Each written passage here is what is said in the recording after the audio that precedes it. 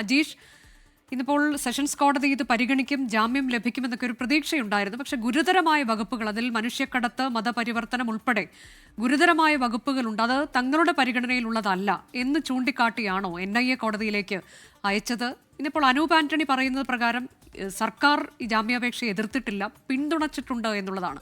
ഇതിനൊക്കെ വസ്തുത എന്താണ്? നമുക്ക് അഭിഭാഷകരിൽ നിന്ന് നേരിട്ട് അറിയാൻ കഴിയുന്ന വിശദാംശം എന്തൊക്കെയാണ്?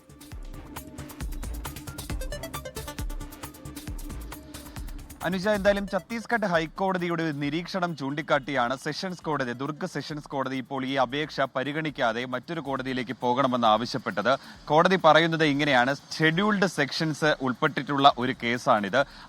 BNS 143 എന്ന മനുഷ്യക്കടത്ത് ഗുരുതരമായ വകുപ്പാണ്. ആ വകുപ്പ് ഈ കേസിൽ ഉൾപ്പെട്ടിട്ടുണ്ട്. അതുകൊണ്ട് സെഷൻസ് കോടതിക്ക് ഈ കേസ് പരിഗണിക്കാനാവില്ല. ഇത് സ്പെഷ്യൽ NIA കോർട്ട്, അതിനു മുകളിലുള്ള കോടതികൾക്ക് മാത്രമേ ഇത്തരത്തിലുള്ള കേസുകൾ പരിഗണിക്കാനാവുകയുള്ളൂ എന്ന് പറഞ്ഞ് ഈ അപേക്ഷ സ്വീകരിക്കാതെ മടക്കുകയാണ് സെഷൻസ് കോടതി ഇന്ന് ചെയ്തത്. അതുകൊണ്ടാണ് ഇനിയിപ്പോൾ ബിലാസ്പൂരിലുള്ള സ്പെഷ്യൽ NIA കോർട്ടിലേക്കോ അല്ലെങ്കിൽ അതിനു മുകളിൽ ഹൈക്കോടതിയിലേക്കോ പോകാനാണ് ഈ സഭയുടെ തീരുമാനം. നിലവിൽ സഭയുടെ വക്കീലും മാത്രമല്ല ഈ CBC അയച്ച അഭിഭാഷക സംഘത്തിലുള്ളവരൊക്കെ കൂടിക്കാഴ്ച നടത്തുന്നുണ്ട്. ഇവർ കൂടിയാലോചിച്ചതിന് ശേഷം എത്രയും വേഗം ഇതിനൊരു അപ്പീൽ നൽകാനാണ് നിലവിൽ തീരുമാനിച്ചിട്ടുള്ളത്. അനൂപ് ആന്റണി പറഞ്ഞിട്ടുള്ളത് സംസ്ഥാന സർക്കാർ, അതായത് പ്രോസിക്യൂഷൻ ഈ വാദത്തെ എതിർത്തിട്ടില്ല എന്നുള്ളതാണ്. അവിടെ ഉണ്ടായിരുന്ന അഭിഭാഷകർ പറയുന്നത് അങ്ങനെയാണ്. നമ്മൾ പക്ഷേ സഭയുടെ അഭിഭാഷകരോട് നേരിട്ട് സംസാരിക്കാൻ സാധിച്ചിട്ടില്ലെങ്കിലും അതുമായി ബന്ധപ്പെട്ട് നിൽക്കുന്നവരോട് സംസാരിക്കുമ്പോൾ ഓർഡർ കിട്ടിയതിന് ശേഷം മാത്രമേ പ്രോസിക്യൂഷൻ എതിർത്തോ ഇല്ലയോ എന്ന് വ്യക്തമാവുകയുള്ളൂ എന്ന് മനസ്സിലാക്കാൻ സാധിച്ചു. ഓർഡർ നിലവിൽ ഇതുവരേക്കും അവർക്ക് രേഖാമൂലം കിട്ടിയിട്ടില്ല. ഓർഡർ കിട്ടിയാൽ മാത്രമേ ഇവർക്ക് മറ്റൊരു കോടതിയിൽ, ബിലാസ്പൂരിലെ NIA കോടതിയിലോ അല്ലെങ്കിൽ ഹൈക്കോടതിയിലോ പോകാൻ പോലും സാധിക്കുകയുള്ളൂ. എന്തായാലും ആ ഓർഡർ കിട്ടിയതിന് ശേഷം അത് വിശദമായി പഠിച്ച ശേഷം ചിലപ്പോൾ നാളെ ആയിരിക്കും ഒരുപക്ഷെ ഈ കോടതിയിലേക്ക് പോകാനുള്ളൊരു തീരുമാനമെടുക്കൂ. എന്തായാലും ഇങ്ങനെ ഒരു തീരുമാനം കോടതി കൈക്കൊണ്ടതിന് പിന്നാലെ അവിടെ കൂടിയിരുന്ന ബജ്രംഗ് പ്രവർത്തകർ വലിയ ആഹ്ലാദ പ്രകടനമായിരുന്നു കോടതി പരിസരത്ത് നടത്തിയിരുന്നത്. അവർ വലിയ വിജയം നേടി എന്ന മട്ടിലുള്ള ജയശ്രീറാം വിളികളുമായി അവിടെ പ്രകടനം നടത്തുകയും ചെയ്തു. അവർ പറഞ്ഞത് ജാമ്യത്തെ എതിർത്ത് ഹൈക്കോടതിയല്ല, അതിനു മുകളിൽ എല്ലാ കോടതികളിലും ഇവരുടെ ജാമ്യം അപേക്ഷ അതിനെ എതിർത്ത് പോകുമെന്ന് തന്നെയാണ് ബജ്രംഗ് ദൾ പ്രവർത്തകരും നിലവിൽ ആവർത്തിക്കുന്നത്. അജീഷ്, അത് കൂടാതെ നമ്മൾ ഇന്നിപ്പോൾ ജയിലിന് മുന്നിൽ നാടകീയ രംഗങ്ങൾ കണ്ടിരുന്നു. ബജ്രംഗ് ദൾ പ്രവർത്തകർ മുദ്രാവാക്യം മുഴക്കിയൊക്കെ വന്നു. അവർ വലിയ പ്രതിഷേധത്തിലൊക്കെ ആയിരുന്നു. തങ്ങൾക്ക് നീതി വേണമെന്നൊക്കെ പറഞ്ഞുകൊണ്ടുള്ള പ്രതിഷേധം, ഇത്തരം മനുഷ്യക്കടത്ത്, അതിനൊക്കെ എതിരെയുള്ള വലിയ പ്രതിഷേധമാണ് എന്നൊക്കെ അവർ പറയുന്നുണ്ടായിരുന്നു. അത് കഴിഞ്ഞിട്ടാണ് കോടതി ഇത് പരിഗണിക്കുന്നത്. അപ്പോൾ ആ തരത്തിലേക്ക് ബജ്രംഗ് ദൾ പ്രവർത്തകർ ഈ ഘട്ടത്തിൽ സ്വീകരിച്ചിരിക്കുന്ന നിലപാട് എന്താണ്? അവർ അവരുടെ ആ പറയുന്ന കാര്യത്തിലൊക്കെ ഉറച്ചു നിൽക്കുകയാണല്ലോ.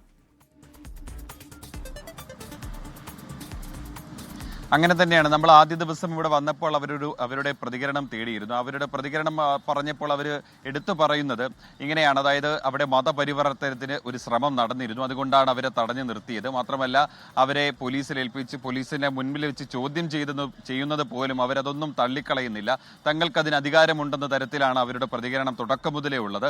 ഇന്ന് ഈ കോടതിയുടെ പരിസരത്ത് ഈ ജാമ്യാപേക്ഷ പരിഗണിക്കുന്നതിന് മുൻപ് ബജ്രംഗ് ദൾ പ്രവർത്തകർ ഒത്തുകൂടിയിരുന്നു. അന്ന് അവർ പ്രകടനമായി എത്തിയത് ഈ ജാമ്യാപേക്ഷയെ കോടതി തള്ളണമെന്ന് ആവശ്യപ്പെട്ടുകൊണ്ടായിരുന്നു. പക്ഷെ അവരുടെ ഒരു അഭിഭാഷകനെയും ഈ കേസിൽ കക്ഷി ചേർക്കണമെന്ന് ആവശ്യപ്പെട്ട് ഇന്ന് കോടതിയിലേക്ക് അയച്ചിട്ടുണ്ടായിരുന്നു. അതിനുശേഷം ഈ അഭിഭാഷകനാണ് എതിർത്തത്. ഇത് ഇങ്ങനെ ഗുരുതരമായ വകുപ്പുകൾ ഉണ്ടെന്നും ഈ കേസ് ഇവിടെ പരിഗണിക്കാനാകില്ലെന്നുള്ളൊരു ഒരു കാര്യം ഓർപ്പിച്ചത് ഈ അഭിഭാഷകനായിരുന്നു. അങ്ങനെയാണ് കോടതി അങ്ങനെ ഒരു നിരീക്ഷണത്തിലെത്തുകയും ഈ അപേക്ഷ പരിഗണിക്കാതെ തള്ളുകയും ചെയ്തത്. പിന്നീട് ഇത് കേട്ട ഉടനെ ഈ അവിടെ ഉണ്ടായതെന്ന് പറയുന്നത് അത്യധികം നാടകീയമായ സംഭവങ്ങൾ, അതായത് എന്തോ വലിയ വിജയം നേടി, തങ്ങളുടെ ഈ പ്രവർത്തനം കൊണ്ട് വലിയ വിജയം നേടി എന്ന തരത്തിലുള്ള ആഹ്ലാദ പ്രകടനവും വിജയ ആരവങ്ങളും ജയശ്രീറാം വിളികളുമായിരുന്നു ആ ഭാഗത്ത് നടന്നത്. നമ്മൾ അവിടെ രാവിലെ ചെല്ലുമ്പോൾ വലിയ സുരക്ഷ പോലീസ് ഒരുക്കിയിരുന്നു. കാരണം ബാരിക്കേഡ് അടക്കം തയ്യാറാക്കിയിട്ടായിരുന്നു പോലീസിന്റെ ഉയർന്ന ഉദ്യോഗസ്ഥരടക്കം അവിടെ ഉണ്ടായിരുന്നു. പക്ഷേ ഈ വിജയാഹ്ലാദം നടക്കുമ്പോൾ, അതായത് ഈ ജാമ്യാപേക്ഷ പരിഗണിക്കാതെ ഇത് തള്ളിയ സമയത്ത് അവിടെ ഒറ്റ പോലീസുകാരെ പോലും കണ്ടില്ല. കാരണം അവർക്ക് ഈ പോലീസ് സ്റ്റേഷനിൽ ഇങ്ങനെ ഈ കന്യാസ്ത്രീകളെ ചോദ്യം ചെയ്ത് അവരെ ഭീഷണിപ്പെടുത്തി കൊലപ്പെടുത്തിയവർ അവർ ഈ പൊതുനിരത്തിൽ എന്ത് ചെയ്യുമെന്നുള്ളത് നമുക്ക് ഊഹിക്കാവുന്നതേ ഉള്ളൂ. എന്തായാലും ഇവർ മണിക്കൂറുകളോളം അവിടെ ആഹ്ലാദ പ്രകടനം നടത്തിയപ്പോൾ പോലീസുകാരെയൊന്നും അവിടെ കണ്ടില്ല. പിന്നീട് അവർ തന്നെ സ്വയം മടങ്ങിപ്പോവുകയാണ് ഉണ്ടായത്. എന്തായാലും ഈ ബജ്രംഗ് ദൾ പ്രവർത്തകരുടെ ഒരു നിലപാട് ഇവർ തന്നെ, അതായത് ഈ കന്യാസ്ത്രീകൾ മതപരിവർത്തനം ചെയ്യാൻ വേണ്ടി തന്നെയാണ്, അതിനുള്ള ശ്രമത്തിന് വേണ്ടിയിട്ടാണ് ഈ കുട്ടികളെ കൂട്ടിക്കൊണ്ടുപോകാൻ വന്നത്.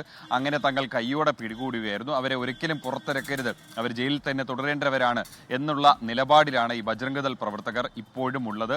അവരെ വളരെ പ്രധാനപ്പെട്ട ഒരു കാര്യം, 2 കോടതികളിൽ ജാമ്യ ഹർജി എത്തിയതിനു ശേഷമാണ് ഇനിയിപ്പോൾ 3ാമത്തെ കോടതിയിലേക്ക് എത്താൻ പോകുന്നത്. കുറച്ചുകൂടി ജാഗ്രതയോടെ ഈ വിഷയത്തെ കൈകാര്യം ചെയ്യേണ്ടതുണ്ട് എന്ന് തോന്നുന്നു. എങ്ങനെയാകും അടുത്ത നീക്കങ്ങൾ എന്നതാണ്. നമുക്ക് എന്തെങ്കിലും അറിയാൻ കഴിയുന്നുണ്ടോ?